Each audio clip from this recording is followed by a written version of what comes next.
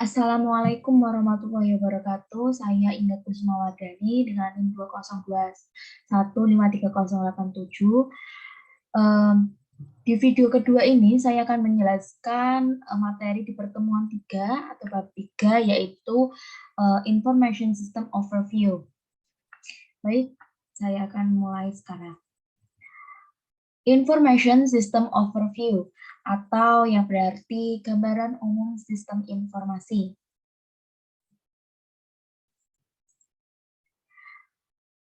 An introduction to information system yang artinya pengenalan sistem informasi.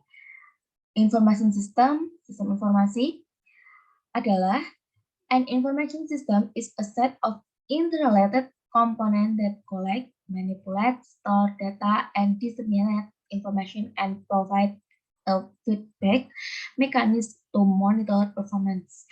Atau yang artinya sistem informasi adalah seperangkat komponen yang saling terkait yang mengumpulkan, memanipulasi, menyimpan data, dan menyebarkan informasi dan menyediakan mekanisme umpan balik untuk memantau kinerja. Jadi pada intinya sistem informasi itu bertujuan untuk memantau pekerjaan.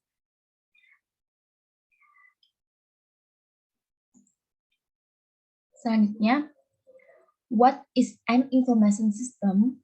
Apa itu sistem informasi? An organized combination of people, hardware, software, communication network, and data resources that collect data, transform it, and disseminate information. Yang artinya, kombinasi terorganisir dari orang, perangkat keras, perangkat lunak, jaringan komunikasi, dan sumber daya data yang mengumpulkan data, mengubahnya, dan menyebarkan informasi.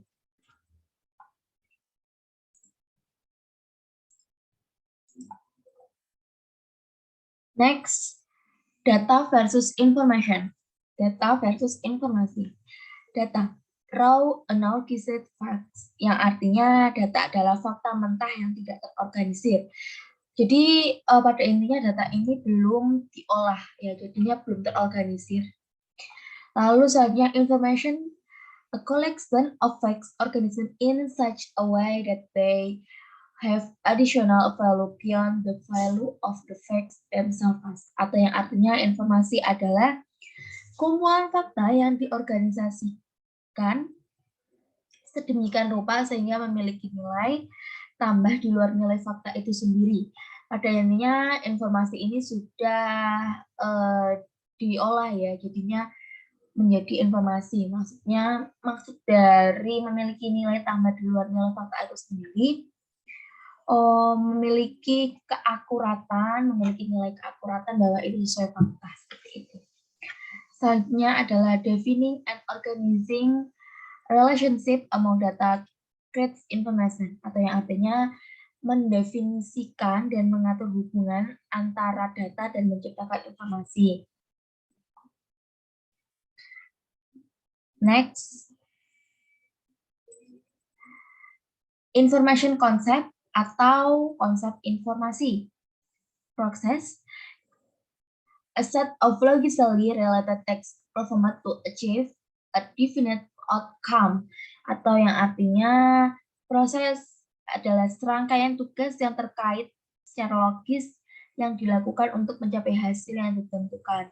Jadinya pekerjaan atau proses dari konsep informasi ini harus secara logis. Logis itu maksudnya masuk akal dan sesuai fakta juga. Dan tujuannya untuk menciptakan hasil yang ditentukan. Maksudnya harus ada hasil dari akhir dari proses ini. Selanjutnya adalah knowledge and awareness and understanding of a set of information and ways that information can be made useful to support a specific task or reach a decision. Yang artinya pengetahuan adalah kesadaran dan pemahaman tentang kumpulan informasi dan cara agar informasi dapat dibuat berguna untuk mendukung tugas tertentu atau mencapai keputusan. Jadinya informasi itu juga mempunyai manfaat, yaitu dalam hal pengetahuan, di mana informasi ini dapat menjadi sebuah unsur pendukung dari sebuah pekerjaan kita. Lalu selain itu juga informasi juga dapat menjadi penunjang dalam pengambilan keputusan. Next, the value of information atau yang artinya nilai informasi. The value of information is directly linked to how it helps decision makers achieve their organization goals. Yang artinya nilai informasi secara langsung terkait dengan bagaimana membantu pengambil keputusan mencapai tujuan organisasi mereka. Kembali lagi, nilai informasi itu menjadi penunjang bagi sebuah people atau orang untuk mengambil keputusan yang harus diambil dalam suatu masalah dalam organisasi atau perusahaan. Next, system. A system is a set of elements or components that interact to accomplish goals. Yang artinya sistem adalah sekumpulan elemen atau komponen yang berinteraksi untuk mencapai tujuan. Jadi sistem ini ada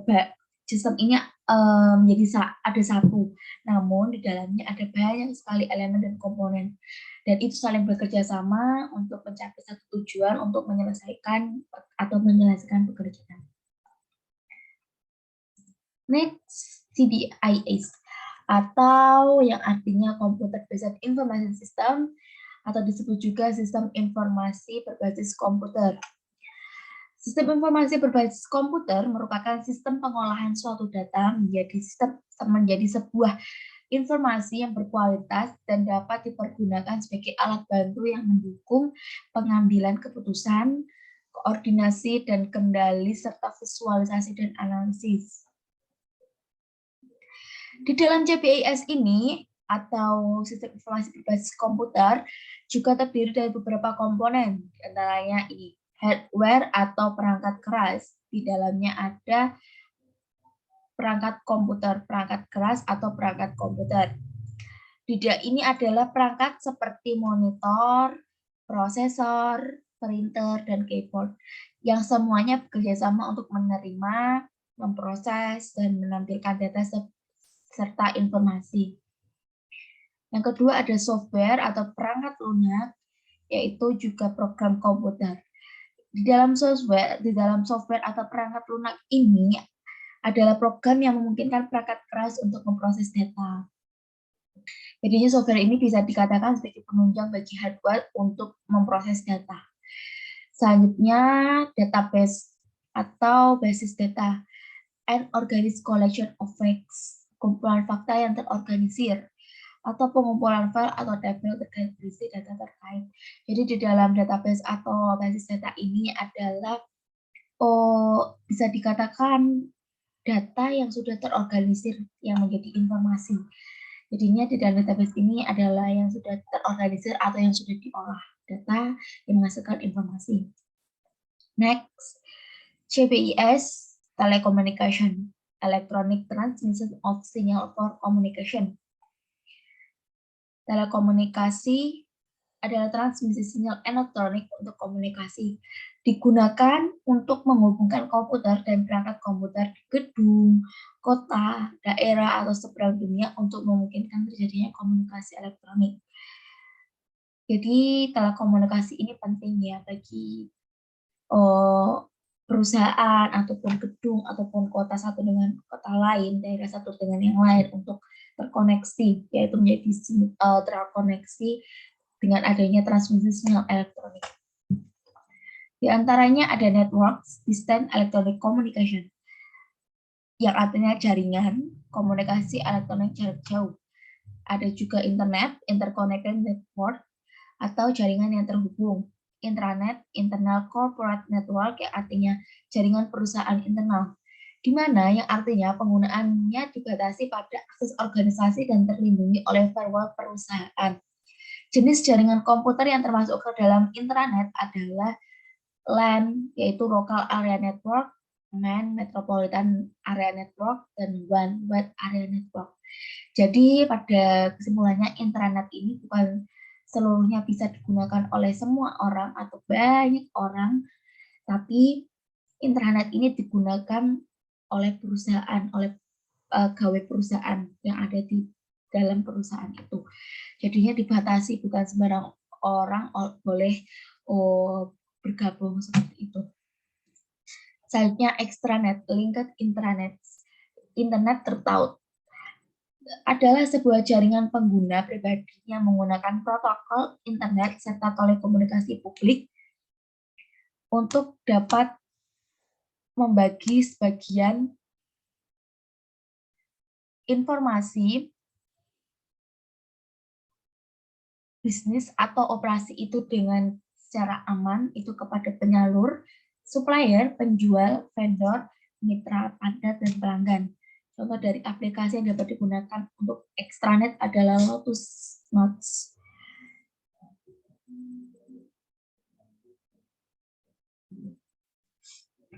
Jadi pada intinya extranet ini adalah sebuah jaringan pribadi di mana menggunakan protokol internet serta telekomunikasi publik.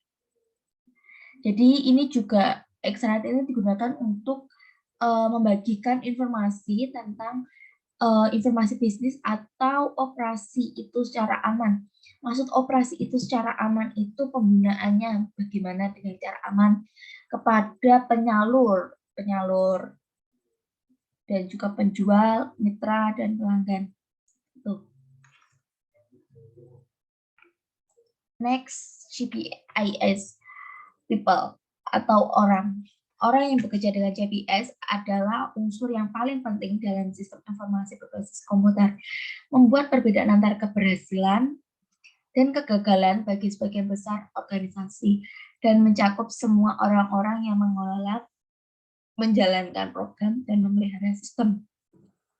Jadi orang atau people ini adalah unsur atau elemen yang paling penting dalam GPS karena orang ini nantinya yang akan mengelola, menjalankan program dan memelihara sistem.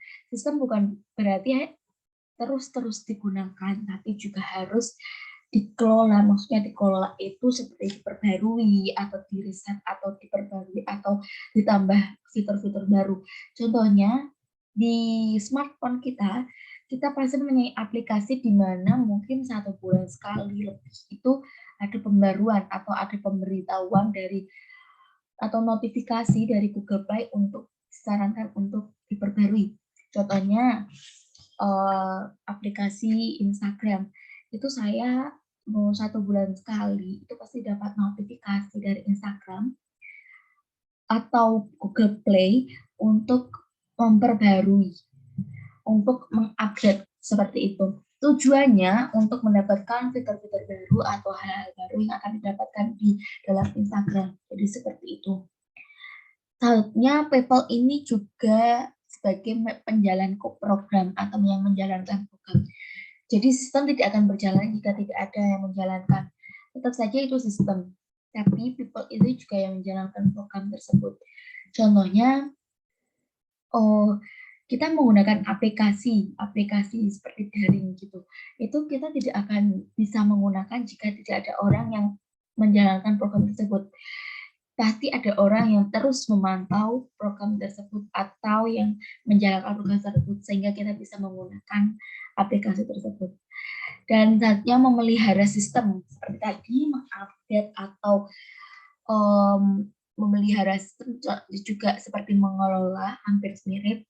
Memelihara juga seperti tadi mengupdate aplikasi, gitu. Kita mendapat notifikasi dari Google Play untuk disarankan mengupdate aplikasi kita supaya mendapatkan fitur-fitur baru yang telah dikelola atau ditambah seperti itu.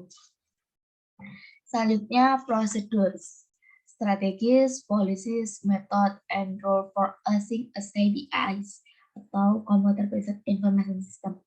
Prosedur, strategi, kebijakan, metode, dan aturan penggunaan GPS, termasuk operasi, pemeliharaan, dan keamanan komputer. Yang dimaksud operasi itu selama sistem itu dijalankan seperti itu. Hanya pemeliharaan seperti tadi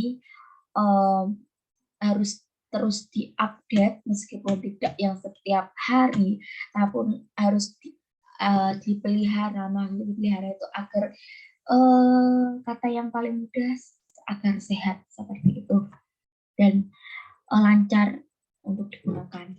Selanjutnya keamanan komputer. Keamanan komputer ini juga sangat penting bagi sebuah sistem atau CPIS sendiri karena keamanan juga menjadi faktor yang pendorong atau faktor penting juga untuk CPS ini bisa berjalan dengan baik, dengan lancar seperti itu.